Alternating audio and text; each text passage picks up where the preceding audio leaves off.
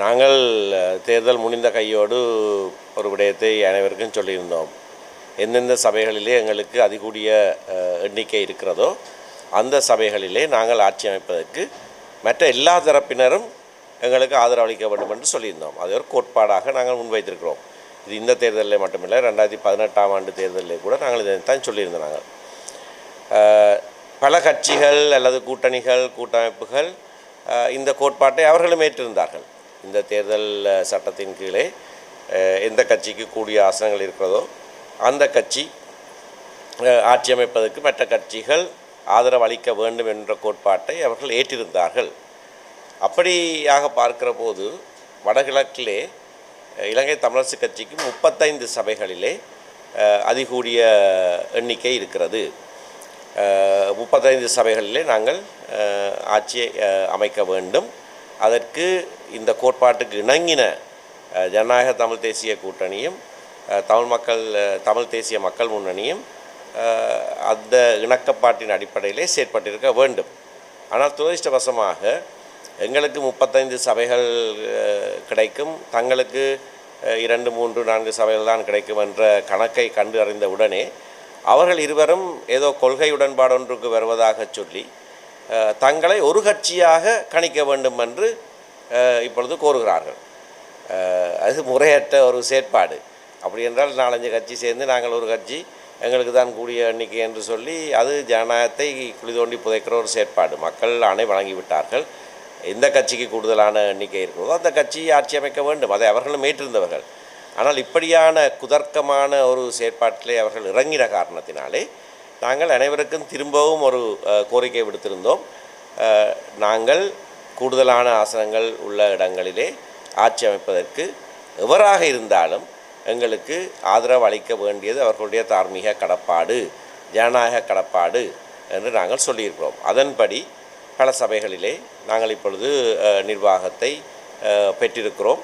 எங்களுக்கு அதிகூடிய ஆசனங்கள் இல்லாத சபைகளிலே நாங்கள் அதனை செய்ய முடியாமல் போயிருக்கிறது. ஆனால் நாங்கள் போட்டி போடுகிறோம். ஏனென்றால் இவர்கள் இணங்கி வராமல் ஒரு பொய்யான எண்ணிக்கையை காண்பிக்கிற காரணத்தினாலே நாங்கள் அனைத்து சபைகளிலேயும் போட்டி போடுகிறோம். நேற்றைய தினம் பருத்தித்துறை நகர சபையிலே எங்களுக்கு அதிகூடிய ஆசனங்கள் இருக்கவில்லை, ஆனால் போட்டி போட்டோம். நாங்கள் அதனை பெறவில்லை. இன்றைக்கு வல்வெட்டித்துறையிலே நாங்கள் போட்டி போட்டோம். எங்களுக்கு அதிகூடிய ஆசனங்கள் அங்கே இருக்கவில்லை. 7-6 என்ற அடிப்படையில் மட்டும்தான் ஒரு வாக்கினாலே அது தோற்றிருக்கிறோம். சாவச்சேரி நகர சபையிலே எங்களுக்கும் தமிழ் மக்கள் தேசிய முன்னணிக்கும் தமிழ் தேசிய மக்கள் முன்னணிக்கும் ஒரே அளவான எண்ணிக்கையாக இருந்தது. அங்கே வாக்கெடுப்பிலே நாங்கள் சமமாக வந்தோம். 2 தவிசாளர் பிரதி தவிசாளர் 2லேயும் சம எண்ணிக்கை வந்தது. லொத்தரிலே அவர்கள் வென்று விட்டார்கள். ஆகையினாலே நாங்கள் சொன்ன கோட்பாட்டின் அடிப்படையிலே நாங்கள் இப்பொழுது ஆட்சி அமைத்து கொண்டிருக்கிறோம். சில இடங்களில் பல இடங்களில் நாங்கள் சொன்ன உடன்பாட்டுக்கு மாறாமல் நாங்கள் அவர்களுக்கு ஆதரவு அளிக்கிறோம். விசேடமாக வவுனியா மாநகர சபையிலே நாங்கள் எங்களுடைய ஆதரவினால்தான் ஜனநாயக தமிழ் தேசிய கூட்டணி மேயர் பதவியை பெற்றிருக்கிறது, ஒரு வாக்கு வித்தியாசத்திலே. அது நாங்கள் இந்த கோட்பாட்டை சொன்ன காரணத்தினாலே நாங்கள் அதனை செய்திருக்கிறோம். ஆகையினாலே எந்தெந்த சபைகளிலே யார் யாருடைய ஆதரவு கிடைக்குமென்று நாங்கள் சொல்ல முடியாது. ஏனென்றால் ஒரு சில சபைகளில் மட்டும்தான் ஒரு இணக்கப்பாடோடு நாங்கள் ஒப்பந்தம் செய்திருக்கிறோம். நல்லூர் பிரதேச சபையிலே ஒரு ஒப்பந்தம் கைச்சாதிடப்பட்டிருக்கிறது தமிழ் மக்கள் கூட்டணியோடு. திருவோணமலையிலே ஸ்ரீலங்கா முஸ்லீம் காங்கிரஸோடு ஒரு ஒப்பந்தம் கைச்சாதிடப்பட்டிருக்கிறது. அப்படியான ஒரு சில இடங்களை தவிர மற்ற இடங்களிலே நாங்கள் கூட்டாட்சியோ கூட்டணி ஆட்சியோ சேர்ந்த ஆட்சியோ எதுவுமே செய்யவில்லை. எங்களுக்கு அதிகூடிய ஆசனங்கள் இருந்தால் நாங்கள் போட்டி போடுவோம். மற்றவர்கள் எங்களுக்கு ஆதரவளிக்க வேண்டும். அதை நாங்கள் சொல்லாது எவராக இருந்தாலும் அவர்கள் ஆதரிக்க வேண்டும் என்பது எங்களுடைய நிலைப்பாடு. தனிப்பட்ட ரீதியாக விமர்சித்தீங்க, கட்சி தமிழரசு கட்சி சார்பாகவும் விமர்சித்தீங்க. சில இடங்களில் நீங்கள் ஆட்சியை கைப்பற்றுறதுக்காக அவையோடு சேர்ந்து ஆட்சி அமைச்சிருக்கிறீங்க. நாங்கள் ஒருவரோடையும் சேர்ந்து ஆட்சி அமைக்கலை. இப்போ இவ்வளவு நேரம் நான் சொன்னதை விளங்காமல் என் கேள்வி கேட்குறீங்க. நாங்கள் ஒருவரோடையும் சேர்ந்து ஆட்சி அமைக்கல. எங்களுக்கு எங்கே கூடுதலான ஆசனங்கள் இருக்கிறதோ அங்கே எங்களுடைய வேட்பாளரை நிறுத்துகிறோம். மற்ற அனைவரும் எங்களுக்கு ஆதரவு அளிக்க வேணும்னு சொல்லிடுறோம். அவ்வளோதான்.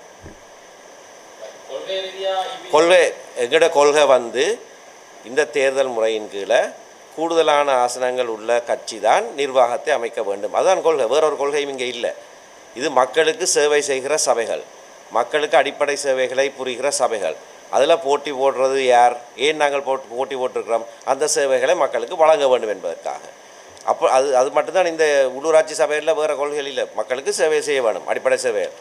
அந்த சேவைக்காக நாங்கள் போட்டி போட்டு எல்லோரும் அதுக்காக தான் போட்டி போட்டார்கள். நாங்கள் தான் சேவை செய்ய போகிறோம், நாங்கள் கூடுதலாக சேவை செய்வோம் என்று அடிபட்டு போட்டி போட்டு எங்களுக்கு கூடுதலான ஆசனம் கிடைச்சால் நாங்கள் தான் நிர்வாகத்தை அமைக்க வேணும். நிர்வாகத்தை அமைக்கிறதுல குளறுபடி செய்து அதில் குதர்க்கமான நிலைப்பாட்டுகளை எடுத்து செயற்படுகிறவர்களோட எங்களுக்கு எந்த விதமான பொறுத்தனையும் கிடையாது.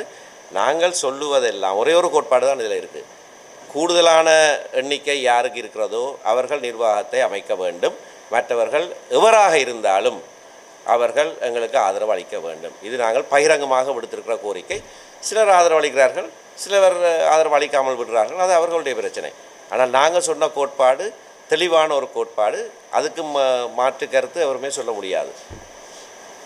இல்லையே?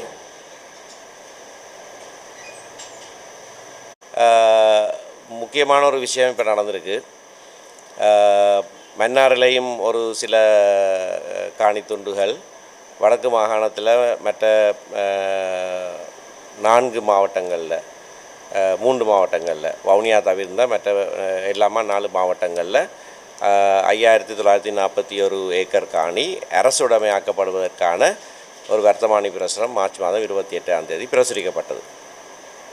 அது சம்பந்தமாக நாங்கள் கடுமையாக அரசாங்கத்தை எதிர்த்தோம். அது மீள்கை வாங்கப்பட வேண்டும் என்று நான் தேர்தல் நாட்களிலேயே கோரிக்கை விடுத்தேன். இல்லையென்றால் பாரிய மக்கள் போராட்டத்தை, சட்ட மறுப்பு போராட்டங்களை நடத்துவோம் என்றும் சொல்லியிருந்தேன். நான் கொடுத்த காலக்கெடு மே மாதம் 28ஆம் தேதி. அதற்கு ஒரு நாள் முன்னதாக மே மாதம் 27ஆம் தேதி அரசாங்கம் பகிரங்கமாக தாங்கள் அதனை மீள கைவாங்குவதாக அறிவித்தார்கள். மீள கைவாங்குவதாக உத்தியோகபூர்வமாக காணி அமைச்சு ஒரு பகிரங்க அறிவித்தலை விடுத்திருக்கிறது. ஆனால் அப்படி விடுத்து 2-3 வாரங்களாகியும் இன்னமும் அது மீள் கைவாங்கப்படவில்லை. ஆகையினால் சென்ற வாரம் நான் உச்ச நீதிமன்றத்தில் ஒரு அடிப்படை மனித உரிமை வழக்கொன்று தாக்கல் செய்திருக்கிறேன் பொது நன்மைக்காக. அந்த வழக்கு நேற்றைய தினம் உச்ச நீதிமன்றத்தில் எடுத்துக்கொள்ளப்பட்டது. அரசுக்காக ஆஜரான சட்டத்தரணி அந்த அரசாங்கம் கொடுத்த பொதுவாக பகிரங்கமாக கொடுத்த வாக்குறுதியின் அடிப்படையில் செயற்படாமல் அமைச்சரவை அனுமதியையும் பெற்றுத்தான் நீதிமன்றத்துக்கு ஒரு மறுமொழி சொல்லுவதாக சொல்லியிருக்கிறார். ஆகவே இந்த வழக்கு தாக்கல் செய்யப்பட்டது நல்ல விடயம். இல்லை என்று சொன்னால் இது மீள் கைவாங்கப்பட்டிருக்காது. இப்போ கூட பகிரங்கமாக சொல்லிவிட்டும் 2 வாரத்துக்கு பிறகு நீதிமன்றத்தில் போய் கேட்குற போது நேற்றைய தினம் நாங்கள் மீள் கை வாங்குகிறோம், அப்பொழுது அதனை பிரசுரிப்போம் என்று கூட பதில் சொல்லவில்லை. அமைச்சரவையிட்ட கேட்க வேண்டும் என்று நேற்று நீதிமன்றத்தில் சொல்லப்பட்டிருக்கிறது. அமைச்சரவையிட்ட விசாரித்து பதில் சொல்லுவதற்காக வெள்ளிக்கிழமைக்கு, இந்த வாரம் வெள்ளிக்கிழமைக்கு அந்த வழக்கு திரும்பவும் தேதியிடப்பட்டிருக்கிறது. அன்றைய தினம் அரசாங்கம் நீதிமன்றத்துக்கு தெரிவிக்க வேணும். மே மாதம் 27ஆம் தேதி பகிரங்கமாக அறிவித்ததை நீதிமன்றத்துக்கு சொல்கிறதுக்கு தயங்குகிறார்கள். ஆகையினால் இந்த வழக்கு தாக்கல் செய்தது மிகவும் முக்கியமான ஒரு விடயம். இல்லை என்று சொன்னால் ஜூன் 28 வந்தும் போய்விடும். அதற்கு பிறகு எவருமே எதுவும் செய்ய முடியாத ஒரு சூழ்நிலை ஏற்பட்டிருக்கும்.